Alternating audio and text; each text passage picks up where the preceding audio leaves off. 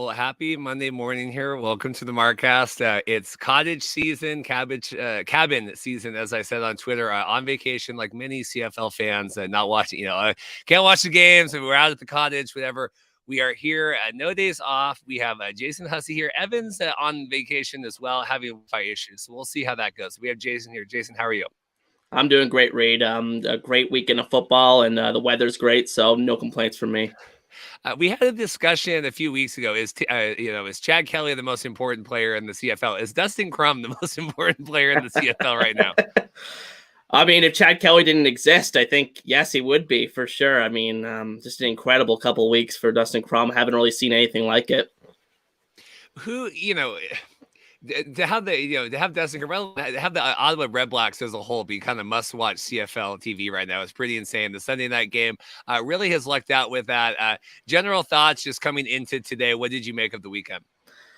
Well, I thought that the weekend on the whole was pretty disappointing up until the Sunday game, but last night's game made up for it and then some. I thought this was one of the most entertaining CFL games that I've seen in many years, and just seeing both quarterbacks at the top of their game, just going back and forth, trading blows. It was just such a fun game to watch, and really the highlight of the week.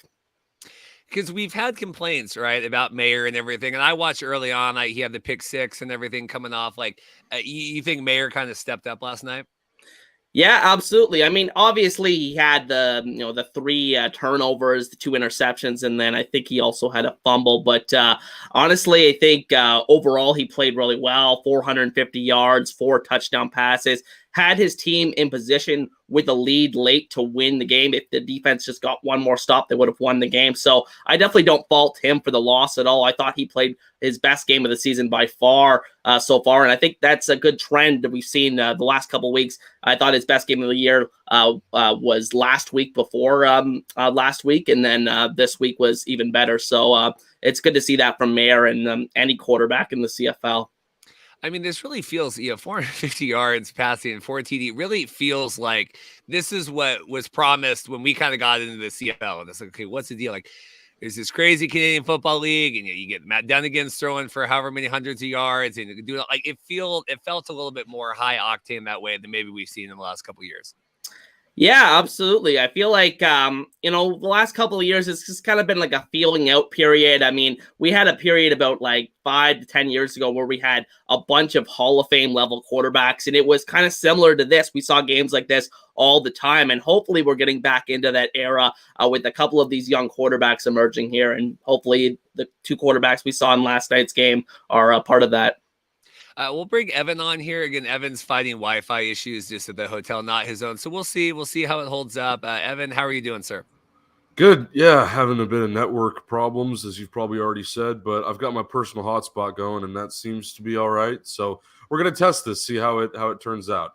We do our best here. I wanted to say, and I was going to say off the top, comments last week on the show, because Jason posted a video over on his channel, and, what's the deal with you guys not watching all the games? Or all the games are watched. All the games are watched between all 3 of us. We're on vacation. I've worked the last 5 days. I'm on vacation with my family. Evan's on vacation in Palm Springs on this personal Wi-Fi. Jason's watching the games on demand. Like, I don't want to hear any of this. We're doing the best we can here, to try and bring this coverage on here.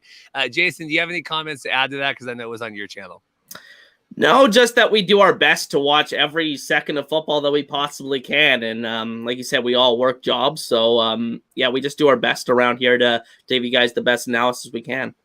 Yeah, the comment was, I'm going to go back to 3 Down Nation to watch it. And then John Hodge was at a wedding last week and missed some of the games. So how that works out. Evan, Dustin Crum effect here really in spectacular fashion. What did you make of our guy?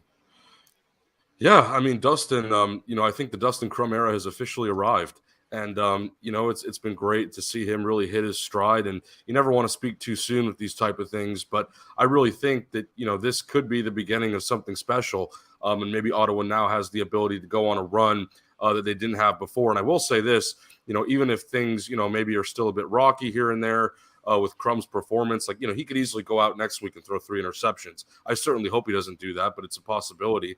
I think, this is the most hope Ottawa fans have had in a long time. Right now, there's a lot of excitement around the REDBLACKS, and using the term excitement and Red Blacks together has not been used, again, in a very long time. And that's not a shot at the Red Blacks or their fans, but it's just the truth. I mean, they haven't been winning many games. There hasn't been much to write home about there. So to see Dustin kind of finally lift this organization up and make them competitive in the East here early in the season, it definitely shakes some things up. I mean, if you look at the standings right now, they're ahead of Montreal, they're ahead of Hamilton. Now, I know Montreal was on the bye this week. They played one less game, but still, I mean, they're making a lot of progress here. Like, it went from, Ottawa being kind of at the bottom with no way, to go up, to now it's like they're, just behind Toronto. I really did think that Crum was kind of this one-trick pony, and we had seen the scrambling and all of that, and we had talked last week on the show, and how was Winnipeg not ready, but kind of being able to do it on the air, with his feet and on the air, like it feels a little bit more well-rounded, where I thought that they were going to be able to figure it out, or like, okay, you can only scramble so much.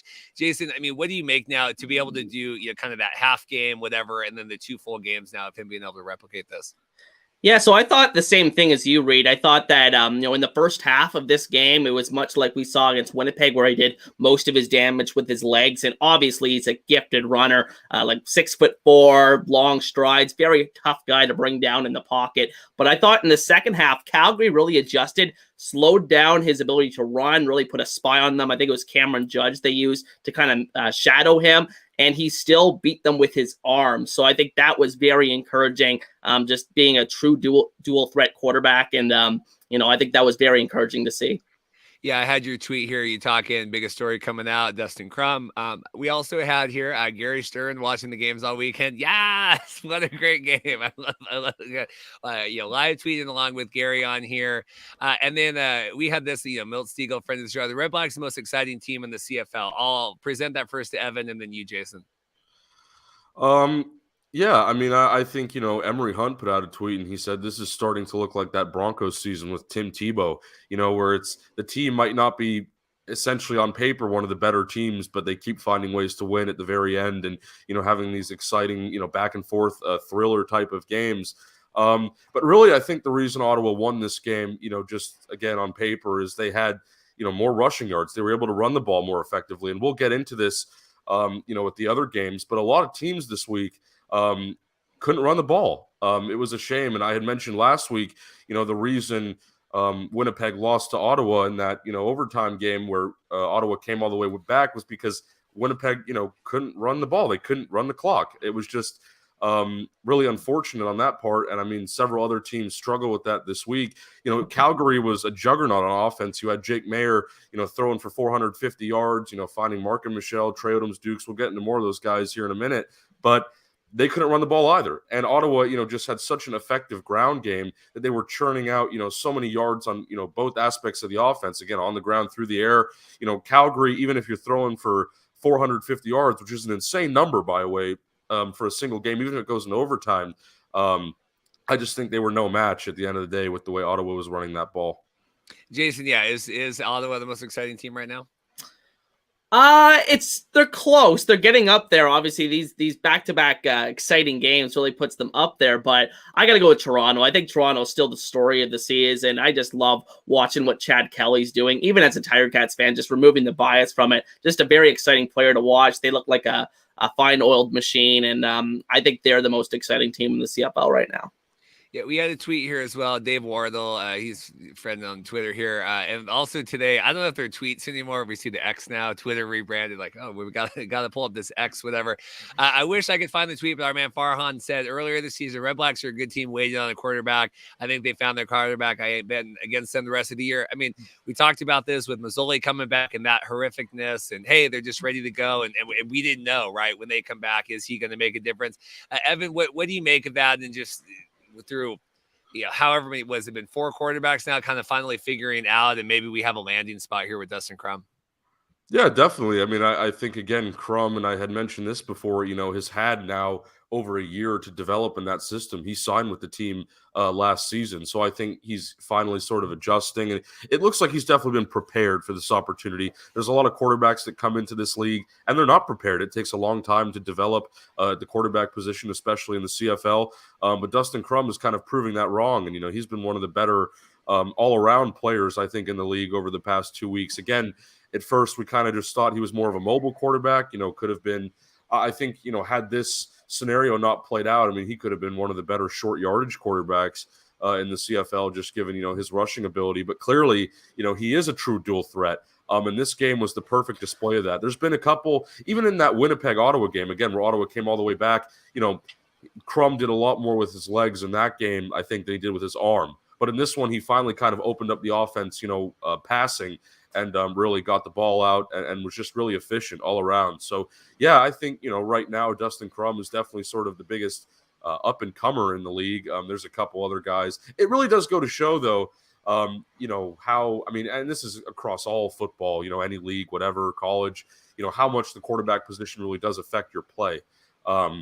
Because I feel like a lot of these teams are one quarterback away, or they lost the quarterback. I mean, look at Saskatchewan. We'll get into them later. Mason Fine had one of the weirdest games I'd ever seen, where he completed over 30 passes, but didn't throw for 300 yards, still had 2 turnovers. I mean, just such a wild kind of event. So it's a very kind of complex thing. You open it up, you say, well, yeah, Dustin Crum, right now is the guy that he was their missing piece for Ottawa, but I feel like you could say that about so many other teams in their situations as well. Jason, looking ahead here next week, Hamilton at Ottawa. Are you scared now? I mean, you might not have been too scared about this game a couple weeks ago. Well, if this is Taylor Powell versus Dustin Crum, it would be interesting because these are two quarterbacks coming out of the MAC conference, if I'm not mistaken. So it would be an interesting thing. I think Taylor Powell actually did look pretty good this week. We'll get to that when we talk about the Ticats game. But, I think that would be a very interesting matchup. Just reading before I went on here that Bo Levi Mitchell is back at practice for the Ticats as well. So maybe he's back this week. We'll see what happens. But huge game for the Ticats. If they win that game, they'll be 3-4 and jump the Red Blacks in the standings and win the season series already over them. But if they lose, they're really putting themselves behind the 8 ball this first third of the season. Just Ryan, I just wanted to show this. Ryan checking in. Has Stamps ever won an OT game? Not clutch in there. I feel that way about talking about the Mariners sometimes here, watching the game yesterday. And then the CFL news here, talking, hey, buy your tickets to exciting games. Gary Stern predicting the sellout. I mean, this is, who knew this was must watch Ottawa here. Let's get into the actual game here. Thoughts, I guess we'll go. Let me pull up the standings or whatever. We'll go to Jason first. Thoughts on the game itself. Yeah, so I thought the game was just your classic back and forth. There were a lot of lead changes in this game. I thought that, Ottawa jumped out to a pretty big lead in the first half. I believe it was 11 points or so after a couple of turnovers by Calgary's offense. But Calgary made several big plays in this one. And I think that's the most encouraging thing coming out of this game if you're Calgary, is that the big criticism was that they couldn't throw the ball deep down the field. It was a bunch of slant routes and the running game that was really the driving force of that offense. But they hit a lot of big plays in this one, and it was very encouraging to see. But as you saw at the end of the game, I think Ottawa just matched them punch for punch. Dustin Crum was up for every challenge. The Red Blacks just kind of have a little bit of a feel about them right now. Rookie head coach and Bob Dice bring a lot more energy to that organization. So I thought this was one of the most exciting games I've seen for the CFL in a long time, like I said a few minutes ago. And, I thought it was a great game.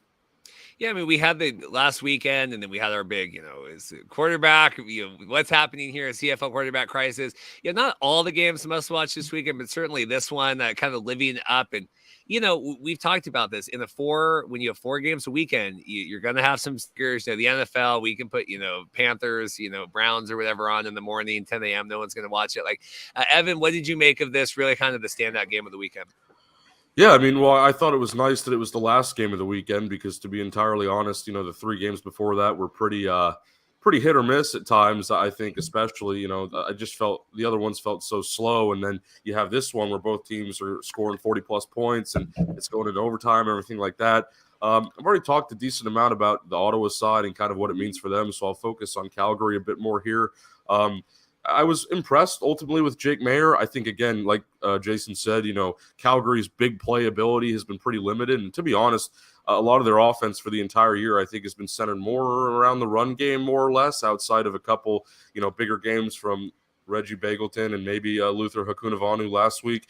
But then, I mean, man, the floodgates open this time. It was just, boom, boom, boom, like big play here, big play there. Mark and Michelle legacy game. It was my big takeaway from this one. And I had mentioned on the show a week or two ago, I really thought Mark and Michelle could be the wide receiver one in this offense, now that he's back. And that's nothing against Reggie, who I think, might be the best receiver on this team, one of the best. He's right up there with Markin. But, I think just Michelle bringing, whatever it is, 4 years of NFL experience back to the Stampeders from the last time he was there.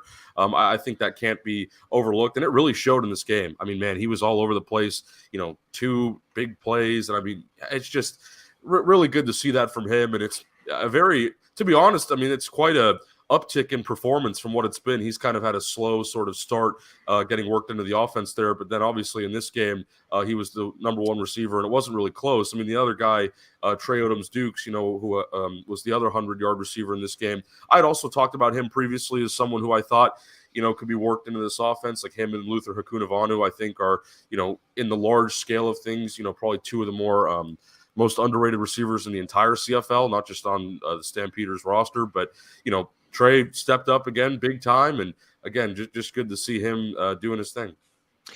Jason, anything else on this one?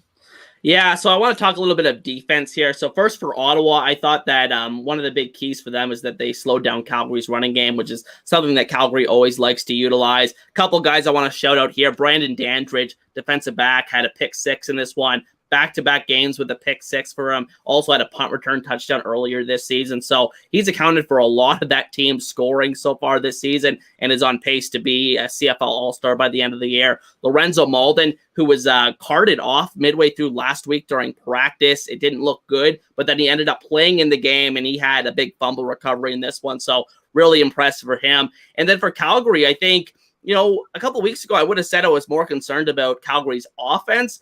But now I'm more concerned about their defense. This defense cannot close games out to save their lives. They tried to give away the game last week against Saskatchewan. Obviously, that big Hail Mary by Mason Fine, and then they were able to get it back at the last minute. But they had a couple of opportunities, like I mentioned before, that they had a lead with a chance to make a stop late in the game, and they just could not do it. And Dave Dickinson, I think, had said something like that in his post-game press conference, that he is sick of this kind of lack of killer instinct with this team. And I think that, it's really true with this team. They're just not closing games effectively. And that's just kind of a weird thing to see from the Stampeders because of all the success they've had over the past decade or so.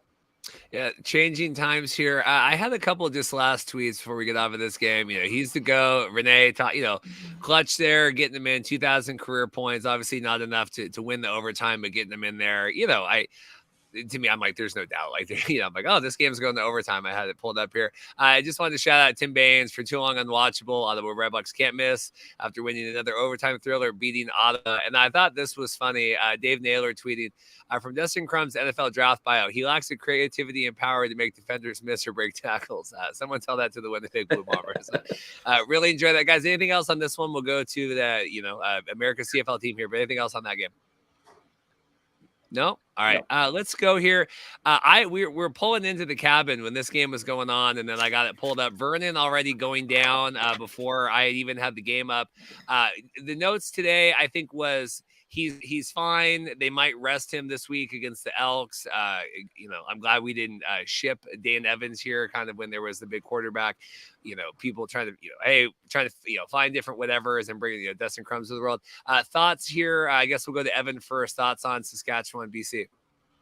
Yeah, well, definitely a slower game. I mean, 19-9, the score kind of indicates that. Unfortunately, there's been several CFL games, really, I think, over the past, maybe 2 seasons that have gone this way. But now you're finally seeing the league as a whole kind of pick up on offense.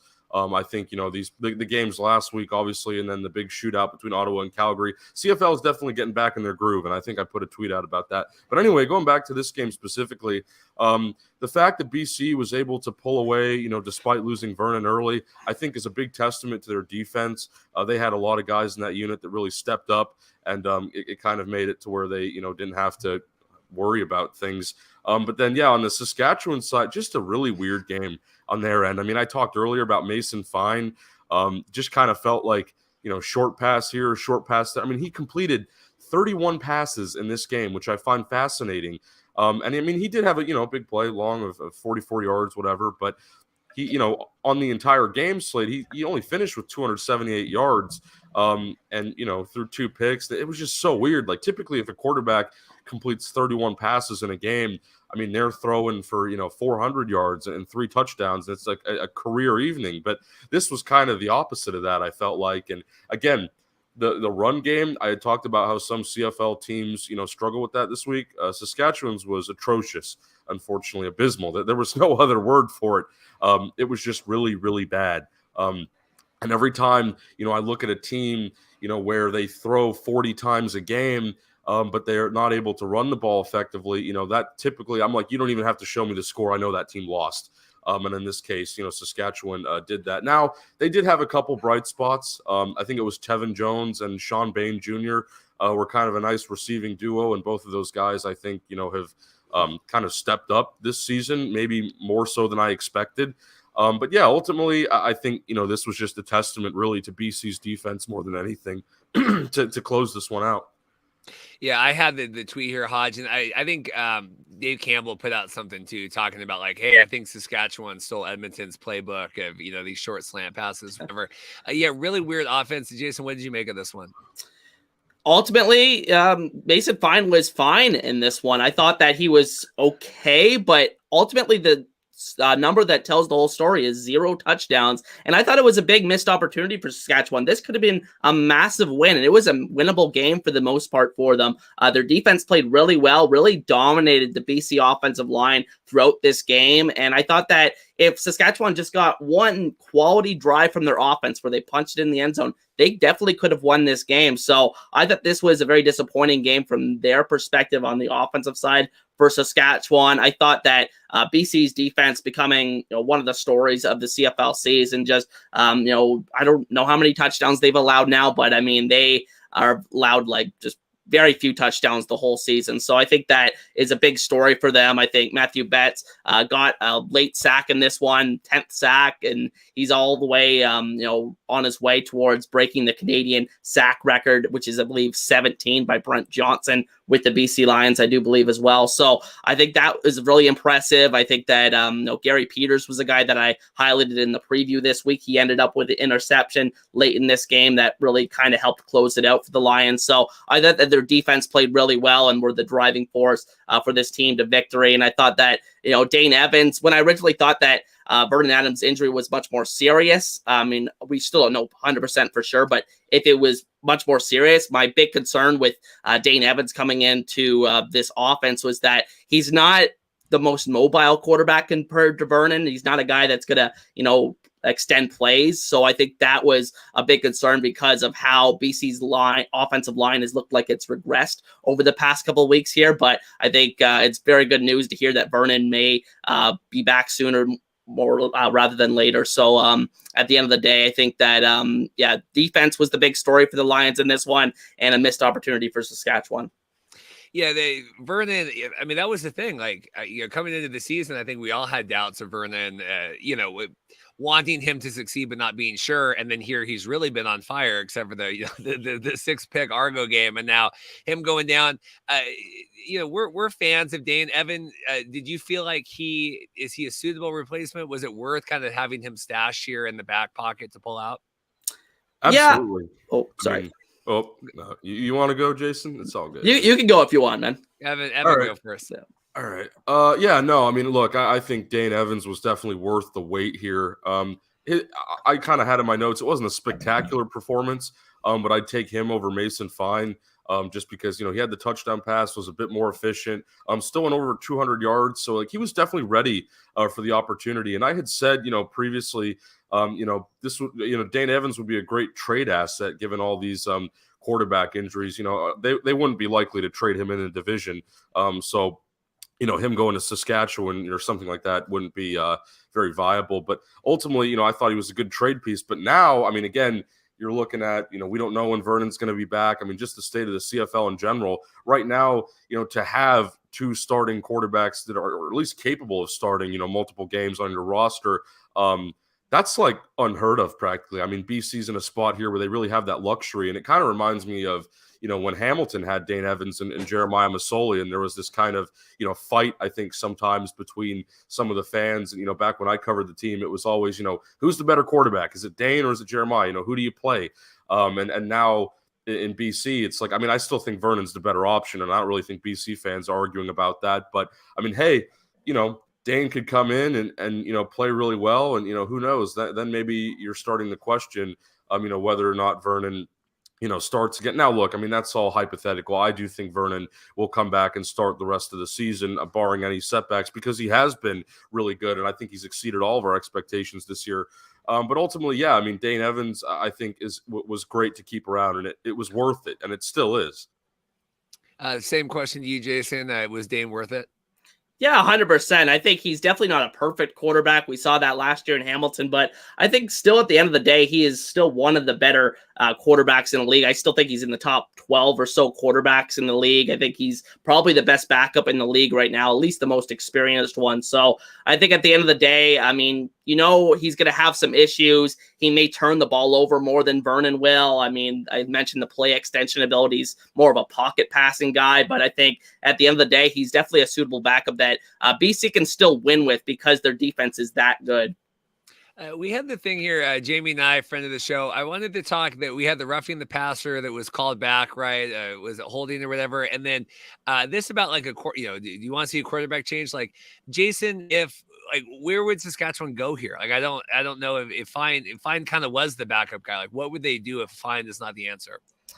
Well, I know that they have Jake Dolegala on the roster. He used to be a backup, I think, for 1 year. He dressed for the Cincinnati Bengals, didn't get any playing time. But, I mean, we saw him start one game last year for them. Didn't look too promising. So I think they're just better off just rolling with Fine for a few more weeks, see if he gets a groove going. And then, maybe if they're still around in a few weeks, if they're like still in the playoff mix, I think maybe they look around the league for maybe a trade option or a free agent pickup. But at the end of the day, I think I would just stick with Fine and see if it gets better.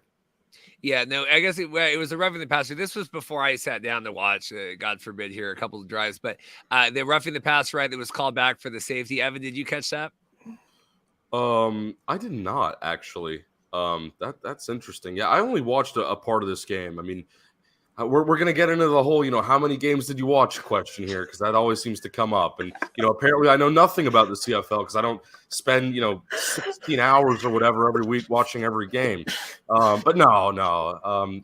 I did not see that is the bottom line. If you really want to hear what games I watched half of the Calgary Ottawa game. I watched like half a quarter of this game. And then I watched most of the Hamilton-Toronto game, and then most of honestly, probably all 4 quarters of the Edmonton-Winnipeg game, because I was actually intrigued by that one, believe it or not. We're going to get canceled. Jason, talk to me about the roughing the passer call here. Yeah, so, I mean, this was a huge turning point early in this game. It looked like I can't recall the play specifically. I think it wasn't like the most dirty hit that I've ever seen, but I think that, at the end of the day, they're going to call any hit that's up high on the quarterback. Really, that's just the way football's going, even if it's unfair to defenses. I think that's just the way, that the leagues are protecting their quarterbacks nowadays. But yeah, it was a huge turning point early in this game. I mean, would have obviously given Saskatchewan 2 points and then given them the ball back as well. So, I mean, it could have been a big swing in this football game, and it was tough for Saskatchewan. Speaking of, who probably watch all of the games here, I had a couple of tweets and then CFL put it out together. Chad Ochocinco, did you know a friend of the show, Chad was on, I believe, episode 2 of the Markcast, if you want to go back talking about, and we actually broke the news to him that the CFL season was canceled. So if you want to go back, into the record books for the Markcast. But Chad watching the show here talking, Sean White was clutch when I was in Montreal. He's still clutch later, if that's the same Sean. And then CFL put out this thing. POV, you're watching the games last night with Chad Ochocinco. Evan, any thoughts on that? I mean, I think that's good pub. I think when you have someone like Chad that has as much, kind of cloud in the Twitter space, and obviously he's spent time in the league and everything else. Oh, it's great. I mean, yeah, Chad, I remember, I was really young when he, kind of had his stop in the CFL. I think it was after he was with the Dolphins and all that kind of fell apart. But yeah, no, I mean, Chad, look, man, I mean, if you're getting publicity from Chad Ochocinco, you're doing something right. I mean, that guy has always been very vocal, very I've always liked him in the media space just because he's very, honest, straightforward, tell it to you like it is, no BS type of guy. And I've always appreciated that. And I think it's cool to see him, constantly promoting the league. And he's not one of these guys where it feels forced, right? Like he's actually just sitting there in front of his TV like us, enjoying the games on a weekend, or, at least the games that we're able to watch, on any given weekend. But yeah, no, I mean, look, I think Chad is, he's great publicity for the league ultimately. We had another just last tweet here on this. I posted on Twitter, we're going live. What did we learn? Farhan checking it. We learned it's great when you're so focused as the CFL. Hey now. Farhan's not liking the USFL content on here. What are we talking about? And the Raiders. Jason, thoughts on that? Anything else? I mean, wide game here. BC, a win's a win here. It was kind of ugly. I think that's what I tweeted out. Any other thoughts on this one? Not really. I think that Craig Dickinson had a very controversial decision in this game. I think that he went for it on a 3rd and 2 inside the 20-yard line. He actually got that one, and then a couple plays later, they had a 3rd and goal, and then decided to kick a field goal. So, I mean, some of these in-game decisions by these coaches, I think, are quite confusing. I think Dave Dickinson, Calgary, had a couple of those this week. So, starting to question some of the in-game coaching decisions for some of these coaches. Orlando Steinauer we'll get to with the Ticats as well. So, I mean, that's another takeaway I had from this game. Yeah, I like, was it last week when it was like, they call it like the Brothers Bowl or whatever, when you got the Dickinsons facing off against each other. Evan, anything else on this one? We'll move on. No, Evan is that. All right, let's get back here. Let me pull this up. Toronto coming in. Was hoping this one would be a little bit closer. I'm sure if you're Jason on here. Jason, were you at this game? No, actually, I was on vacation on Thursday and Friday, had to watch those games on demand after the fact. I was, I actually was on my way back from vacation when this game was going on, so caught a bit of it on the radio, but ultimately, when I went back and watched, I think that this game was pretty much over in the second quarter because the Ticats defense, I thought, really needed to play well in the first half to give their rookie quarterback making his first career CFL start a chance. They ultimately battled back, made it a one-score game in the fourth quarter, but then that's when their defense kind of fell apart again. So I thought that it was very disappointing how the Ticats started this game. It's been all too common of a theme so far this season for them, but the Argos, like I said earlier, are a fine oiled machine, and Chad Kelly really is the story of the CFL so far this season. I thought we were getting, I know we've had obviously the quarterback change here. I thought the Ticats were getting back to running the ball here a little bit. We have 41 attempts by a rookie coming out here, only 8 carries by Butler. Jason, what do you make of that? The game script. I think that's what happened is they fell behind 20-0 in the second quarter. Yes, one of those plays was interception by a bad decision by Powell, but I think that the defense gave up a couple of long drives early in the game, and we're down 14-0 and then 20-0, and then that really dictated how their play calling was the rest of the game. They really had to drop back and pass and see what they could do, and I think that Powell did pretty good considering. Evan, thoughts? Chad Kelly, still Chad Kelly in Toronto, certainly being able to put up points here. 31. I think that's the lowest they've had, right, in terms of average game score. But what did you make of Chad? Yeah, so we'll talk about Toronto first. Chad Kelly at this point, I mean, it's just kind of textbook, right? I've said it with Winnipeg and Zach Collaros and their crew. You kind of just know what to expect after a certain point. And now it's kind of like every week if Chad Kelly doesn't throw for 250-plus yards and 2 touchdowns and complete 70% of his passes, I'm like, well, what happened? But now it's just like this kind of automatic thing. I mean, bottom line is he really is that good. And this question keeps coming up. Like, is Chad Kelly the most valuable? I'm pretty sure he's the most valuable quarterback, but valuable player in the CFL as a whole right now. You can definitely make that argument still, and I think he has the most hype around him. There was still now keep in mind, like Chad Kelly, finished that Grey Cup game off, and we always talk about that. But there were still some questions about him heading into this season, like whether or not you can actually hold that momentum. I don't think everyone in Toronto was just sitting there like, yeah, like Chad will be fine, he's a bona fide starter. Like, to be honest, he was really unproven. He was coming in, from the NFL where he, really only played in the preseason. I think he appeared in like one game with the Broncos, but didn't throw a pass. So he was very, unproven going into the CFL, and really outside of that, Grey Cup game, he hadn't done much. And, now this season, it looks like, the development is finally starting to show, and maybe it's happening a bit quicker than some of the other quarterbacks in this league. But yeah, man, Chad's still got it. It's the Swag Kelly era, just like it's the Dustin Crum era, I guess. Yeah, two outstanding quarterbacks. Jason, what did you make of Chad Kelly here? We got the 2-0 here for the QEW rivalry.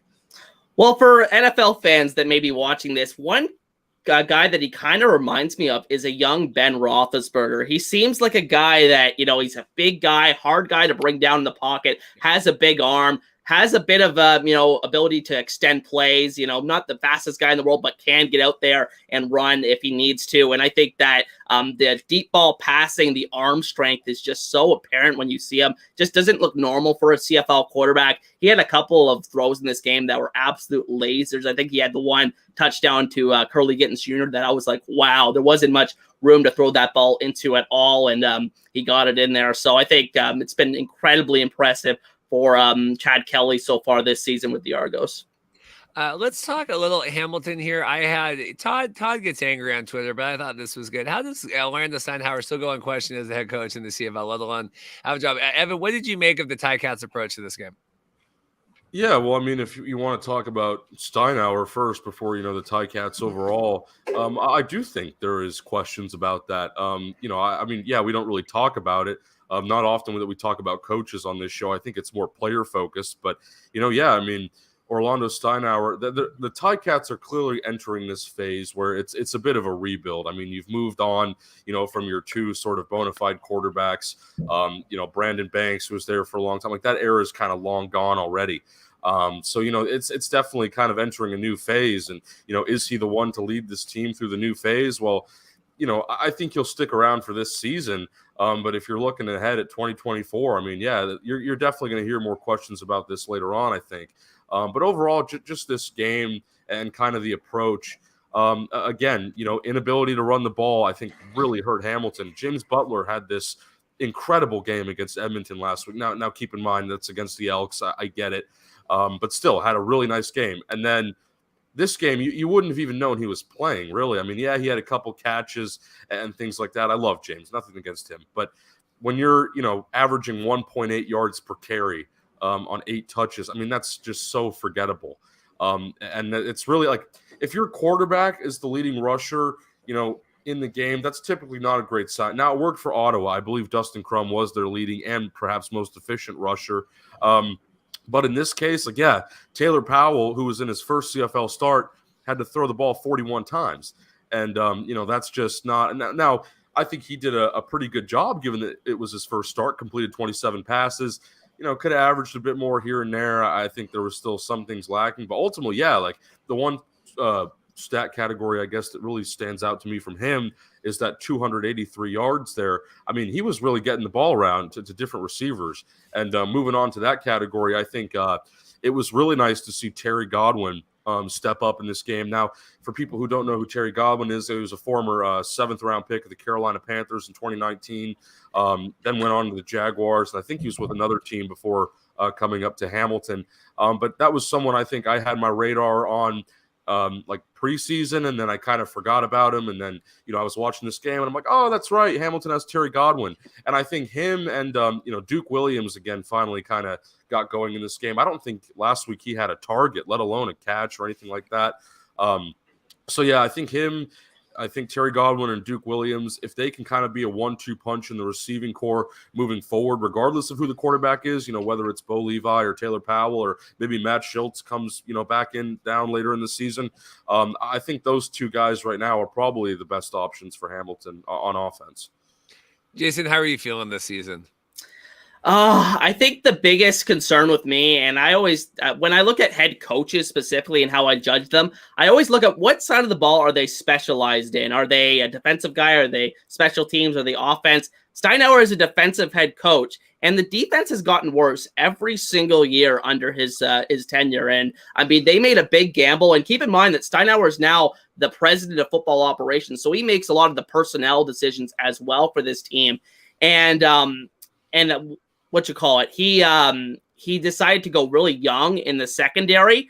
They had a lot of experienced veterans back there in the secondary last year, and they had a pretty thin depth on the defensive line last year. This year it's flipped. They decided to invest a lot of money in the defensive line. It has not paid off, and the secondary has looked very poor. They look young and inexperienced, just like they are going into the season on paper. So I think at the end of the day, it's very disappointing to see what's happened to this defense. That used to be something that Hamilton could hang their hat on. And then I think in terms of their offense, it really just comes down to offensive red zone efficiency. And I think they just have not scored enough touchdowns. If they score 2 touchdowns more in this game, it's a brand new game. So I think at the end of the day, that's something they need to fix. But I don't know what the answer is, because the 3 quarterbacks that we've seen out there, none of them have really been able to find much success in the red zone.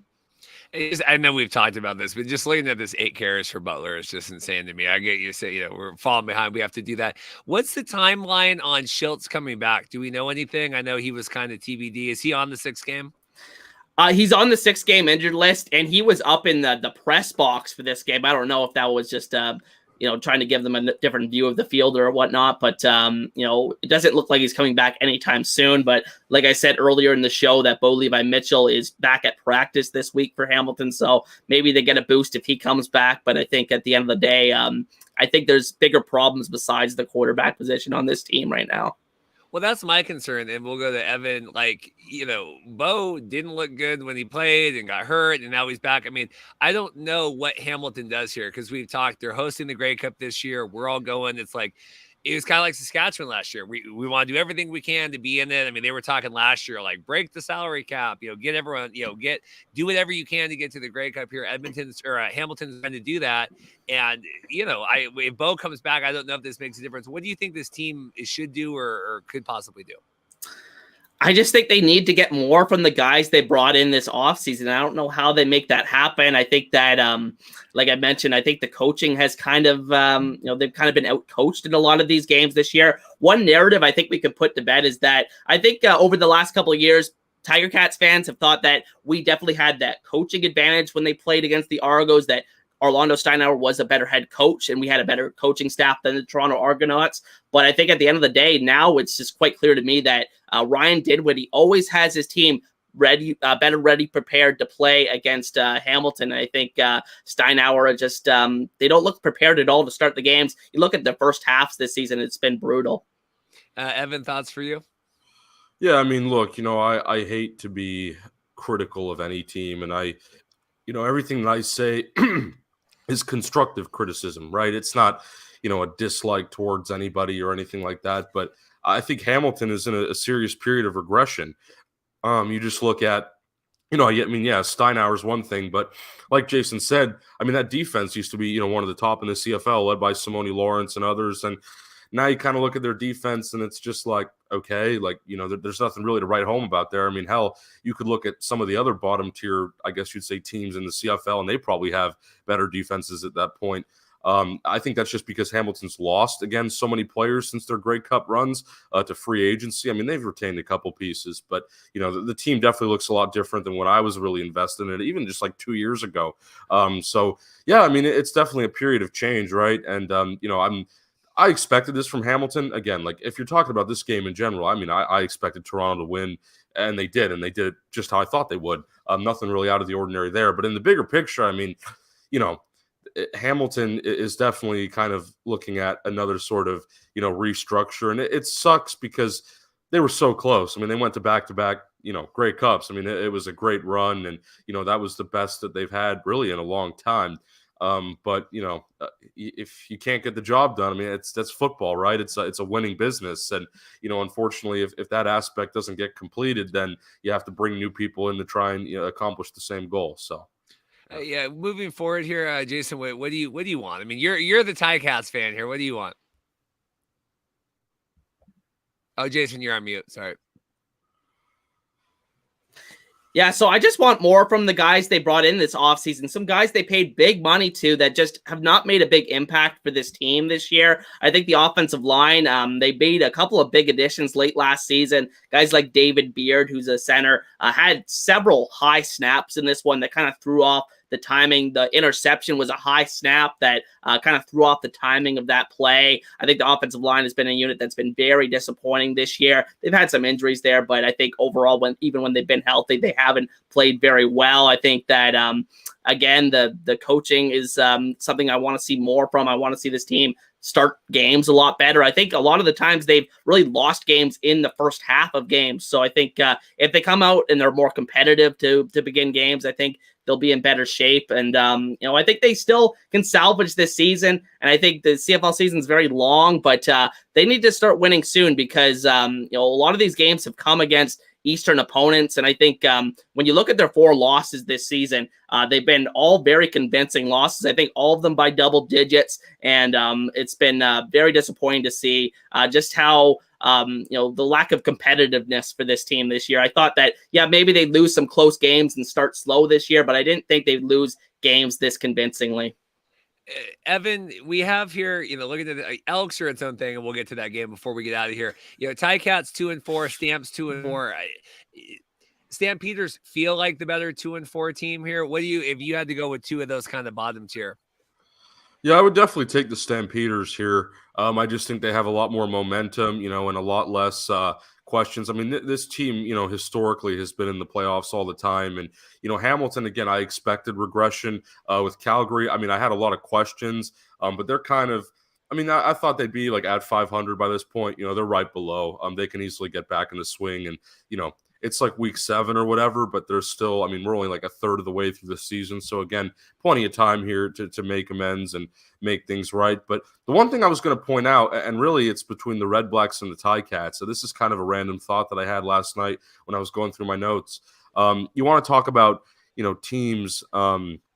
It sort of feels like, well, now obviously it's a bit different with the REDBLACKS having 3 wins and the Elks having none. But we had this discussion in the XFL last year between, 2 of the bottom tier teams. It was Orlando and Vegas, and just kind of how, different those 2 vibes felt. Like both of those teams, were struggling early on, winless, whatever. But with Vegas, it kind of just felt like, again, they were one step away. Like in Ottawa's case, we keep saying, oh, the Dustin Crum away or whatever. And then with the Elks, it's kind of like Orlando, the Guardians. It's like, well, this is such a complex issue. There's so many things wrong here. You kind of need to break it down and examine, piece by piece, how to fix this organization, really, or team, or whatever you want to call it. So that's kind of, I think you can apply that same sort of notion to a couple of the teams here in the CFL. For me, it was, again, Vipers, Guardians to, REDBLACKS and Elks. Obviously a bit different, 2 different leagues, 2 different times, whatever. I get it. But I think it's always kind of interesting to point out, like, there's teams that you watch and you're like, oh, like if they just had this, they'd be fine.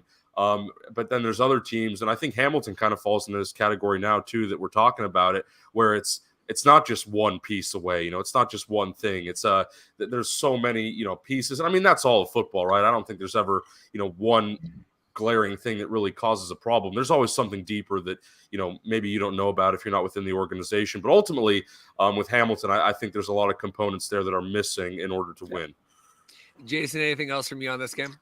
No, I think we beat the dead horse enough. Last game here, and I took my gamble. I said Dave Campbell is in Winnipeg for the game. I'm just going to wager that Edmonton is not going to pull this one out in remarkable fashion here. The therapy session continues. Jason, we'll go to you first. What do you make of this? 0-7. We'll talk about the BC thing here coming up because I don't want BC to be the team that allows them to break. But what did you make of this one on the road losing to Winnipeg? Well, Edmonton was very competitive for a lot of this game, but again, they just don't have the consistency needed, especially at the quarterback position, but just on offense in general to win games consistently in the CFL, or even won one game at this point. It's just a very frustrating team to watch. I have a very hard time watching this team week after week because it seems like they get in their own way. You could see they have some intriguing, interesting individual pieces. I thought that AC Leonard and Jake Seresna made a big impact in this one. I thought they really kind of pushed around Winnipeg's offensive line for a lot of this game. But I think at the end of the day, this team can't close in the fourth quarter. When the lights get brightest, they just kind of fall apart. So, it's the same old story for the Elks. Evan, what do you make of this? Yeah, I mean, the game was tied at half, and for a while there, it was like I forget who tweeted it, but there was something on Twitter. It was like, Edmonton's not going to do this. Like, come on, guys. Like, let's get real here. And yeah, I mean, they didn't. Any kind of hope you had quickly slipped away in the third quarter. And I think Dave was saying, on your show this week, like how much of a struggle the second half, specifically the third quarter, has been for the Elks. And in this game, it might have been more of the fourth quarter. But like Winnipeg, I think, scored 15 points or something in the third. So that definitely, again, Elks kind of came out of second half, and it's almost like they regress. You're supposed to make adjustments and get better at halftime. Yeah. Feels like Edmonton, constantly this season just goes backwards, like in the wrong direction, if anything. And it happened a bit too in the Hamilton game, even though that was kind of unraveling a bit before half.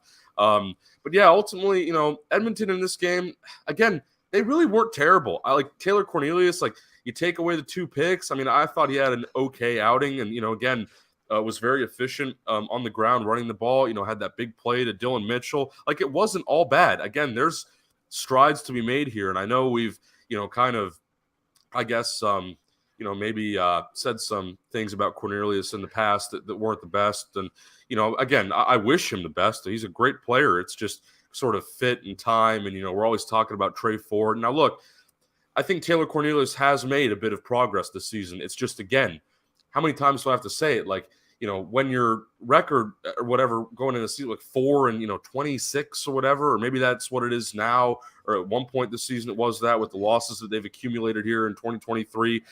Like, it's just, I mean, come on, man. Like, I know you want to have faith and you want to be confident, but you can only give a person so many shots before you have to make a change. And I feel like there's so many things here that are just overdue. And again, this was so expected. It's like, yeah, Edmonton had, I think, some confidence that they could win this game, but ultimately it fell apart as quickly as they built it up. And then, Winnipeg, just given how, how stout they've been over the past couple of years. Now, obviously, last week was a bit of an oddity for them, I guess you'd say, but it was back to normal for them this week. Now, yeah, first half was a bit different, but if you watch this game only in the second half, I mean, yeah, Winnipeg, it was that textbook Zach Collaros finding his receivers, Brady Oliveira kind of, taking the rock with them and being extremely efficient.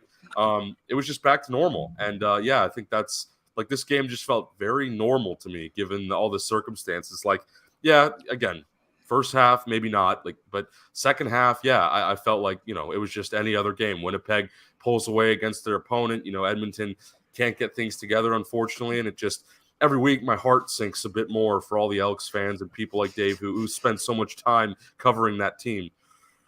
Jason, how has Trey Ford not seen the field?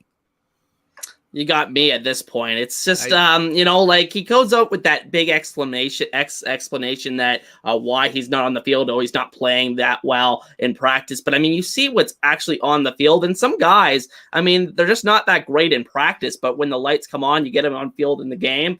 I mean, even look at a guy like Tim Tebow that 1 year with the Broncos. I mean, anything could light a spark for your team when you're just down this badly. And I think at the end of the day, the Elks just with Cornelius, he just inspires no hope. And like on one hand, you want to give the guy a lot of time to develop, because we've seen in the history of the CFL, guys really don't hit their stride at quarterback for 3 or 4 years into their career. But I think at a certain point, you got to look around the league and say Dustin Crum's already shown more than Taylor Cornelius has ever shown us, and I think Taylor Powell's looked better than Cornelius has ever looked already in his first career start. So at a certain point, you need results, and 0-7 just isn't going to cut it.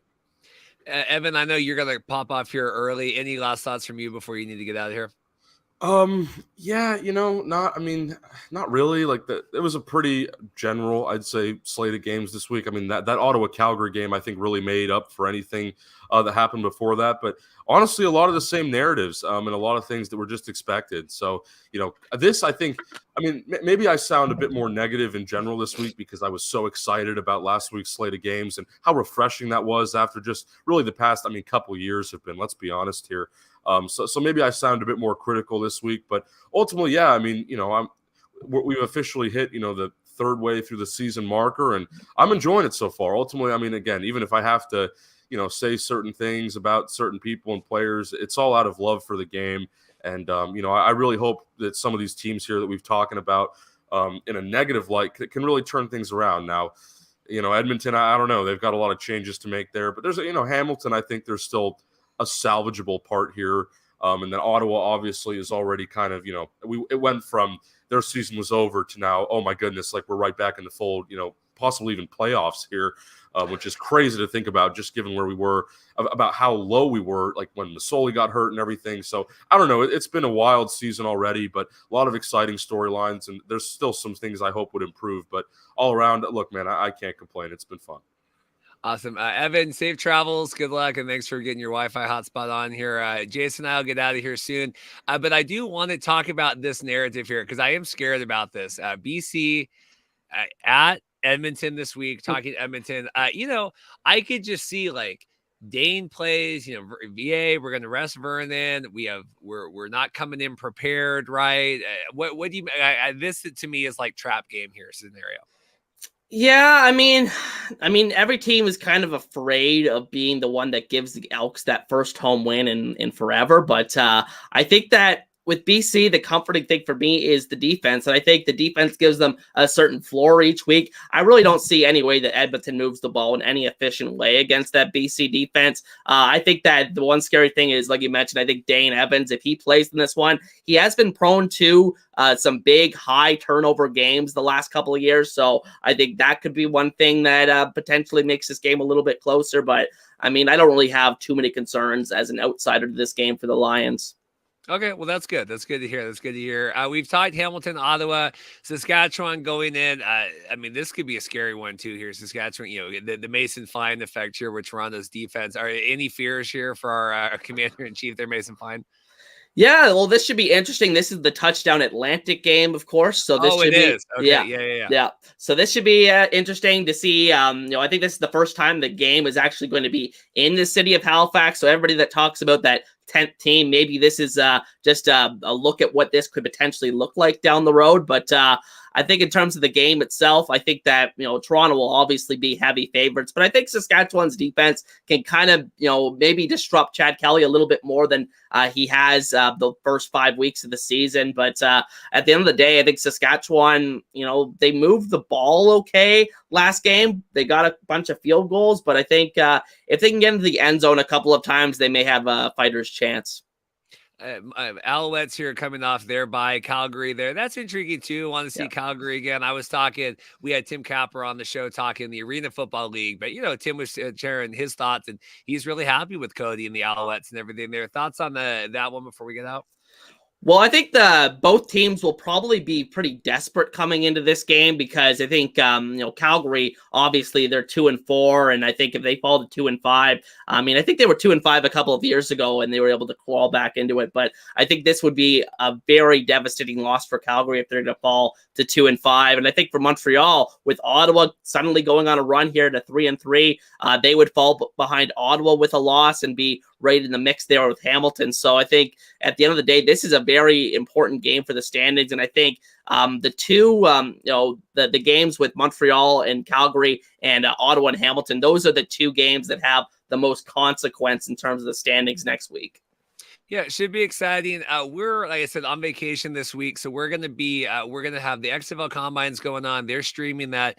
Andy Murray's going to be with me. I think we're going to do 9 a.m. live episode on Friday. When I get back, we'll do the XFL Combine recap, and then we'll do a CFL Week 8 preview. So I think that's what we're going to do this week, because for me, trying to out here in the woods and scheduling guests and all that, I think we're going to do that. That'll be good. So look for the live episode Friday, 9 a.m.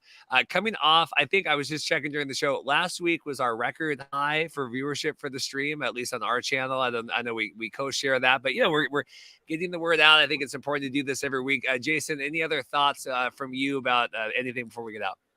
No, just another week in the books, and looking forward to next week. Yeah, it should be good.